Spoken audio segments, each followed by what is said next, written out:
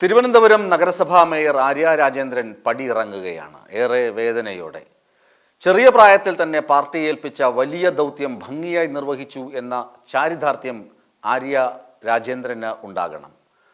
ആറ്റുകാൽ പൊങ്കാല ഇല്ലാത്ത സമയത്ത് മാലിന്യം നീക്കം ചെയ്യുന്നതിന് കരാർ തുക വകയിരുത്തി എന്നതിൽ തുടങ്ങി കഴിഞ്ഞ ദിവസം റെയിൽവേ നിയോഗിച്ച കരാർ തൊഴിലാളി മാലിന്യച്ചാലിൽ വീണ് മരണപ്പെട്ടതിൽ അവസാനിക്കുന്ന വിവാദങ്ങൾ.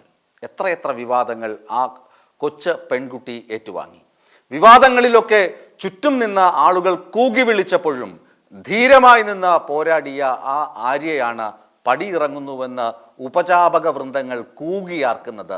ഓർക്കുക, ആര്യ രാജേന്ദ്രൻ വളർന്നു വന്നത്, കയറി വന്നത് നിങ്ങൾ ഊച്ചാളികൾ കാണിക്കുന്ന വഴിയിലൂടെയല്ല, ബാലസംഘത്തിലൂടെയാണ്, SFIയിലൂടെയാണ്, നീർച്ചാലിലൂടെയല്ല, നീറുന്ന പൊള്ളുന്ന യാഥാർത്ഥ്യങ്ങളിലെ തീച്ചൂളയിലൂടെയാണ് ആ പെൺകുട്ടി വളർന്നു വന്നത്. അതുകൊണ്ട് നിങ്ങൾ കൊതിക്കുന്നത് പോലെ പെട്ടെന്നൊന്നും ആര്യ അങ്ങനെ പടിയിറങ്ങിപ്പോകില്ല. പകരക്കാരിയായി ആരും അങ്ങനെ കുപ്പായം തേച്ച് മിനുക്കുകയും വേണ്ട. സംഭവിച്ചത് ഇത്ര മാത്രമാണ്. കഴിഞ്ഞ ജില്ലാ കമ്മിറ്റി യോഗത്തിൽ ആര്യയെ ചില നേതാക്കളൊക്കെ താക്കീത് ചെയ്തു. ഇങ്ങനെയൊക്കെ അല്ല പ്രവർത്തനം വേണ്ടതെന്ന് ശകാരിച്ചിരുന്നു.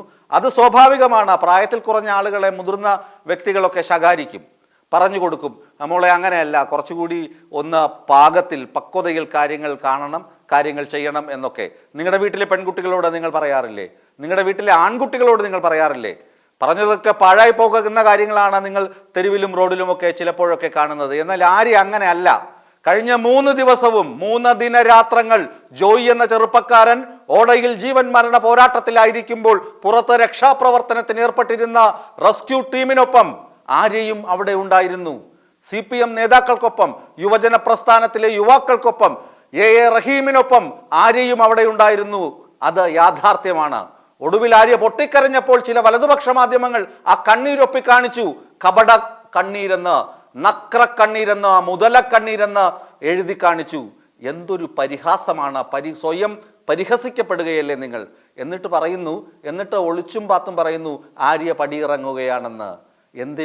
എന്തിന് പടിയിറങ്ങണം? ഒരു മീറ്റിങ്ങിൽ ചില താക്കീതുകൾ കിട്ടിയാൽ ഉടനെ തന്നെ ആര്യ പടിയിറങ്ങണമോ? പകരക്കാരിയായി നിങ്ങൾ കുപ്പായം തേപ്പിച്ച് ആരെയെങ്കിലും വിട്ടാൽ അവിടെ കയറിയിരിക്കാൻ CPM നിങ്ങൾ പറയുന്ന ആളുകളെ പിടിച്ചിരുത്തുന്ന പാർട്ടിയാണോ? അല്ല, ഗായത്രി ബാബുവാണ് വരുന്നതെങ്കിൽ ഗായത്രി ബാബു മോശക്കാരി എന്നല്ല പറയുന്നത്. കറകളഞ്ഞ പാർട്ടിക്കാരൻ്റെ മകൾ തന്നെയാണ്. അവരുടെ അമ്മയും പാർട്ടിക്കാരിയാണ്. അവരുടെ അമ്മയും പാർട്ടി പ്രസ്ഥാനങ്ങൾ, പാർട്ടി ഏൽപ്പിക്കുന്ന വളരെ പ്രധാനപ്പെട്ട ദൗത്യത്തിൻ്റെ ചുമതല വഹിക്കുന്ന ആൾ തന്നെയാണ്.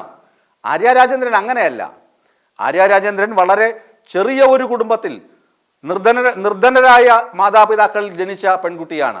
അന്നത്തെ അന്നത്തിന് ദിവസക്കൂലി വേതനത്തിൽ ജോലി ചെയ്യുന്ന ഒരു രക്ഷിതാവിൻ്റെ മകളാണ് ആര്യ രാജേന്ദ്രൻ. അങ്ങനെ പഠിച്ചു വളർന്ന ആര്യ ഡിഗ്രി വിദ്യാർത്ഥിനിയായിരിക്കുമ്പോഴാണ് ഇലക്ഷനിൽ നിന്ന് നല്ല ഭൂരിപക്ഷത്തിൽ വിജയിക്കുകയും മേയർ പദവിയിലേക്ക് എത്തുകയും ചെയ്യുന്നത്. അന്നേ ചില പുഴുക്കുത്തുകളുണ്ട് ആര്യ അങ്ങ് തകിടം മറിച്ച് കളയാമെന്ന്. അങ്ങനെ തകിടം മറിച്ച് വീഴാൻ ആര്യ മറ്റ് പ്രസ്ഥാനങ്ങളിൽ നിന്ന് ജയിച്ചു വന്ന വ്യക്തിയല്ല.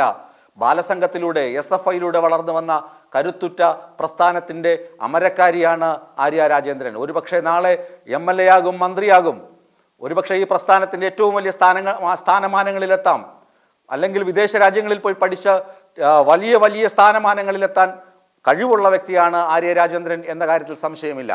ഞാൻ പറഞ്ഞു വരുന്നത്, ചില സോഷ്യൽ മീഡിയകളെങ്കിലും ഇപ്പോഴേ കുറിച്ച് തുടങ്ങി ആര്യ രാജേന്ദ്രൻ പടിയിറങ്ങുകയാണ്, ഇപ്പോൾ തന്നെ പടിയിറങ്ങും. ആര്യയെ പാർട്ടി താക്കീത് ചെയ്തു, കളിയാക്കി, പരിഹസിച്ചു. നേതാക്കൾ, ആനാവൂർ നാഗപ്പൻ ഉൾപ്പെടെയുള്ള നേതാക്കൾക്ക് ആര്യയോട് അനിഷ്ടമുണ്ട്, കടകംപള്ളി സുരേന്ദ്രൻ അനിഷ്ടമുണ്ട്. ഇതൊക്കെ എന്തിനാണ് നിങ്ങൾ പറയുന്നത്? ആനാവൂർ നാഗപ്പൻ ആരാണ്? പഴയ ജില്ലാ സെക്രട്ടറിയാണ്. വി ജോയി ആരാണ്? ഇപ്പോഴത്തെ ജില്ലാ സെക്രട്ടറിയാണ്. കടകംപള്ളി സുരേന്ദ്രൻ ആരാണ്? തിരുവനന്തപുരം ജില്ലയിലെ തലമുതിർന്ന നേതാവാണ്, മുൻ മന്ത്രിയാണ്. അദ്ദേഹമൊക്കെ ആര്യയെ വിളിച്ചിട്ട് ഒരു കാര്യം, മോളെ അങ്ങനെയല്ല, സഖാവെ അങ്ങനെയല്ല, ഇങ്ങനെയാണ് ചെയ്യേണ്ടത് എന്ന് പറഞ്ഞാൽ തെറ്റുന്നത് എങ്ങനെ? അത് ശാസിക്കുന്നതാകുന്നത് എങ്ങനെ? പാർട്ടിയുടെ ശാസനയാകുന്നത് എങ്ങനെ? അല്ലെങ്കിൽ കടക്കുപുറത്ത് എന്ന് ആകുന്നത് എങ്ങനെ? അല്ലെങ്കിൽ നിങ്ങൾ സ്ഥാനം മാറും എന്ന് വ്യാഖ്യാനിക്കുന്നത് എങ്ങനെ? ഇല്ലാ കഥ മെനഞ്ഞ്, CPM ആണെങ്കിൽ ഇല്ലാ കഥ മെനഞ്ഞ് അതിൻ്റെ മുൾക്കിരീടം ഒരു പെൺകുട്ടിയുടെ തലയിൽ ചൂടിക്കൊടുക്കുമ്പോൾ എന്തൊരു സന്തോഷമാണ് പ്രിയപ്പെട്ട വലതുപക്ഷ മാധ്യമപ്രവർത്തകരെ നിങ്ങൾക്ക്! എന്തൊരു ആനന്ദമാണ് നിങ്ങൾക്ക്! എന്തൊരു സന്തോഷമാണ് നിങ്ങൾക്ക് ഇല്ലാ കഥ മെനയുമ്പോൾ! KSRTC ഉദ്യോഗസ്ഥരോട് ആര്യ കയർത്തു, ആര്യയുടെ ഭർത്താവ് കയർത്തു എന്ന് പറയുമ്പോൾ നിങ്ങൾക്ക് എന്ത് അഭിമാനമാണ്! അതിൻ്റെ നിജസ്ഥിതിയൊക്കെ ഇഴകീറി പരിശോധിക്കപ്പെട്ട് കഴിഞ്ഞു. അത്തരം കാര്യങ്ങളിലും പാർട്ടിയുടെ നയമുണ്ട്. അക്കാര്യങ്ങളിലും ആര്യയോട് വിശദീകരണം പാർട്ടി ചോദിക്കുകയും അതിൻ്റെ നടപടിക്രമങ്ങളൊക്കെ പൂർത്തിയാവുകയും ചെയ്തതാണ്. അതൊക്കെ ഒരു വഴിക്ക് നടക്കും. എന്താണ് പാർട്ടി തീരുമാനിച്ചതെന്നറിയാമോ? ശരിക്കും പാർട്ടി ജില്ലാ കമ്മിറ്റി ആര്യയോട് ആവശ്യപ്പെട്ടത് എന്താണെന്നറിയാമോ? തിരുവനന്തപുരം മുനിസിപ്പൽ കോർപ്പറേഷനിലേക്ക് കടന്നു വരുന്ന ഓരോ പൗരനും, ഓരോരോ ആവശ്യങ്ങളുമായി കടന്നു വരുന്ന ഓരോ പൗരനും ദുഃഖത്തോടു കൂടിയായിരിക്കാം കടന്നു വരുന്നത്. ജനന സർട്ടിഫിക്കറ്റ് ആവശ്യവുമായി വരുന്ന ആളുകളുണ്ടാകാം, മരണ സർട്ടിഫിക്കറ്റ് ആവശ്യപ്പെട്ട് വരുന്നവരുണ്ടാകാം, പോക്കുവരവിൻ്റെ കാര്യത്തിന് വരുന്നവരുണ്ടാകാം, വസ്തുവിൻ്റെ നികുതിയുടെ ആവശ്യവുമായി വരുന്നവരുണ്ടാകാം. അങ്ങനെ പല പല ടെൻഷൻ, പല പല സങ്കടങ്ങളിൽപ്പെട്ട് വരുന്നവരുണ്ടാകാം, പെൻഷൻ ആവശ്യങ്ങൾക്ക് വരുന്നവരുണ്ടാകാം. ഇവരാരും സങ്കടത്തോടെ മടങ്ങിപ്പോകരുത്. ഇവരൊക്കെ പുഞ്ചിരിക്കുന്ന മുഖത്തോടെ വേണം കടന്നു പോകാൻ എന്നാണ് പാർട്ടി ജില്ലാ കമ്മിറ്റിയിലെ തലമുതിർന്ന നേതാക്കൾ ആര്യ ഉൾപ്പെടെയുള്ള കോർപ്പറേഷനിൽ ഭരണസമിതിക്ക് കൊടുത്ത നിർദ്ദേശം. അതാണ് ഇവിടെ ഇങ്ങനെ വ്യാഖ്യാനിച്ച് വഷളാക്കുന്നത്. ആര്യ വടി ഇറങ്ങിപ്പോകും, പുതിയ നേതൃത്വം വരും.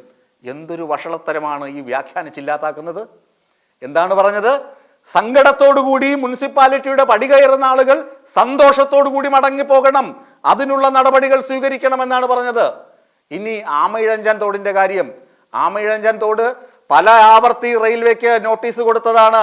ശുചീകരിക്കണം, ശുചീകരിക്കണം, ശുചീകരിക്കണമെന്ന്. തലസ്ഥാനത്തെ വെള്ളക്കെട്ടിന്റെ പ്രധാനപ്പെട്ട കാരണം റെയിൽവേയുടെ അനാസ്ഥയാണെന്ന് പലതവണ ചൂണ്ടിക്കാട്ടി. ഇപ്പോൾ ചില ആളുകൾ ഇങ്ങനെ, ചില വിദഗ്ധന്മാരൊക്കെ പറയുന്നു ചീഫ് സെക്രട്ടറി തലത്തിൽ, അത് മുമ്പൊരു ചീഫ് സെക്രട്ടറി ഉണ്ടായിരുന്നു, ചീഫ് സെക്രട്ടറി തലത്തിൽ ഇരുന്ന ആളാണ്. ഇന്ന് മാധ്യമങ്ങളിൽ എഴുതിയിട്ടുണ്ട്, ജിജി തോംസൺ ഒക്കെ എഴുതിയിട്ടുണ്ട്, ചീഫ് സെക്രട്ടറി തലത്തിലാണ് റെയിൽവേയോട് ഇടപെടേണ്ടത്. ഒരുപക്ഷെ ആ അറിവില്ലായ്മയൊക്കെ പാവം ആര്യയ്ക്ക് ഉണ്ടായിരുന്നിരിക്കാം. ആര്യയൊക്കെ നേരിട്ട് കൊടുത്തിട്ടുണ്ടാകാം, അല്ലെങ്കിൽ മന്ത്രിതലത്തിലൊക്കെ ഇടപെട്ടിട്ടുണ്ടാകാം റെയിൽവേയോട്. റെയിൽവേ വലിയ പുങ്കവന്മാരാണല്ലോ, റെയിൽവേ ബോർഡ് എന്ന് പറയുന്നത് വലിയ പുങ്കവന്റേതാണല്ലോ. അതും ജനാധിപത്യ രാജ്യത്തിൻ്റെതല്ലേ, ജനാധിപത്യ രാജ്യത്തുള്ള ഒരു വ്യവസ്ഥയല്ലേ. അവരോട് ജനാധിപത്യ വ്യവസ്ഥയിൽ തെരഞ്ഞെടുക്കപ്പെട്ട ഒരു മന്ത്രി പറഞ്ഞാൽ എന്തുകൊണ്ട് അവർ കേൾക്കുന്നില്ല? ഇനി IAS എന്ന 3 അക്ഷരത്തിന്റെ വാലുള്ള ഒരു ചീഫ് സെക്രട്ടറി പറഞ്ഞാലേ അവർ കേൾക്കൂ എന്നുണ്ടെങ്കിൽ അത് തെറ്റല്ലേ മിസ്റ്റർ ജിജി തോംസൺ? അതല്ലേ വേണ്ടത്? അവർ കേൾക്കണം. ഒരു മന്ത്രി പറഞ്ഞാൽ കേൾക്കണം, ഒരു മന്ത്രിയുടെ ഓഫീസ് പറഞ്ഞാൽ കേൾക്കണം, ഒരു മേയർ പറഞ്ഞാൽ കേൾക്കണം റെയിൽവേ. അവർ അത് വൃത്തിയാക്കണമായിരുന്നു. അല്ലാതെ നാളിതുവരെ വൃത്തിയാക്കാതെ അവരുടെ വാലും ചുരുട്ടി അങ്ങ് ആസനത്തിൽ ചുരുട്ടി വെച്ച് ഇപ്പോൾ ഇങ്ങനെ ഒരു അപകടം ഉണ്ടായപ്പോൾ എല്ലാ തെറ്റും നഗരസഭയ്ക്കെന്ന്, എല്ലാ ശാപവും നഗരസഭയ്ക്കെന്ന് കുറിച്ച് അങ്ങോട്ട് ഇട്ടുകൊടുത്ത് പാവം മേയറെ കഴിവേറ്റാൻ കൂട്ടുനിൽക്കുന്ന നിങ്ങളെപ്പോലെയുള്ള ആളുകൾ, ഉദ്യോഗസ്ഥ തലത്തിലുള്ള ആളുകൾ, റിട്ടയർഡായ ആളുകൾ, ഇതൊക്കെ നാണം കെട്ട ഏർപ്പാടാണ്. ഇങ്ങനെയുള്ള ആളുകളെ കൂട്ടുപിടിച്ചാണ് ചില വൈതാളികന്മാർ കൂകിയാർക്കുന്നത്. മേയർ പടിയിറങ്ങുന്നു, മേയർ പടിയിറങ്ങുന്നു, മേയറെ ശാസിച്ചു. നാണക്കേടാണ്, അമ്പമ്പേ നാണക്കേടാണ്. മേയർ ഒരിടത്തും പടിയിറങ്ങുന്നില്ല. മേയറോട് തിരുവനന്തപുരം CPM നേതൃത്വം പറഞ്ഞത് ഒറ്റ കാര്യം, അവിടേക്ക് കടന്നു വരുന്ന, നിങ്ങളെ തേടി വരുന്ന ഒരാളും സങ്കടത്തോടെ മടങ്ങരുത്. അതിന് 100% ഉറപ്പ് കൊടുക്കുന്നു മേയർ. ഇല്ല, സങ്കടത്തോടെ മടങ്ങില്ല. നിങ്ങൾ തിരുവനന്തപുരത്തോട്ട് ചെന്ന് നോക്കൂ. പാർക്കിംഗ് ഏരിയകൾ, എന്തുമാത്രം വികസനമാണ് തിരുവനന്തപുരത്ത് വരുന്നത്. സങ്കടപ്പെടേണ്ട ആവശ്യമേ ഇല്ല. തിരുവനന്തപുരത്ത് നഗരസഭയിലേക്ക് ഒരാവശ്യവുമായി ചെല്ലുന്ന ഒരാളും സങ്കടത്തോടെ മടങ്ങില്ല എന്ന ഉറപ്പാണ് മേയർ ആര്യ രാജേന്ദ്രൻ നൽകുന്നത്. അവർ കരയുമ്പോൾ അവരുടെ കണ്ണീർ എല്ലാ ആളുകളുടെയും കണ്ണീരാണ്. അവർ 3 ദിവസം ഉറക്കമൊഴിഞ്ഞു നിന്ന് ജോയി എന്ന ആ ചെറുപ്പക്കാരൻ്റെ ജീവൻ രക്ഷിക്കാൻ വേണ്ടി ഒപ്പം നിന്നുവെങ്കിൽ ആ ആത്മാർത്ഥതയ്ക്കാണ് നമ്മൾ സല്യൂട്ട് ചെയ്യേണ്ടത്. അല്ലാതെ മുതല കണ്ണീരാണെന്ന് എവിടെയെങ്കിലും കുറിച്ച് പിച്ചും ഭ്രാന്തും പറഞ്ഞ് അവരെ പടിയിറക്കി വിട്ട് അവിടെ ശുദ്ധികലശം അല്ലെങ്കിൽ ശുദ്ധക്രിയ ചെയ്യാനുള്ള വെമ്പലല്ല രാഷ്ട്രീയ പാർട്ടികൾ ചെയ്യേണ്ടത്, വലതുപക്ഷ മാധ്യമങ്ങൾ ചെയ്യേണ്ടത് എന്ന് ഓർപ്പിച്ചു കൊള്ളട്ടെ.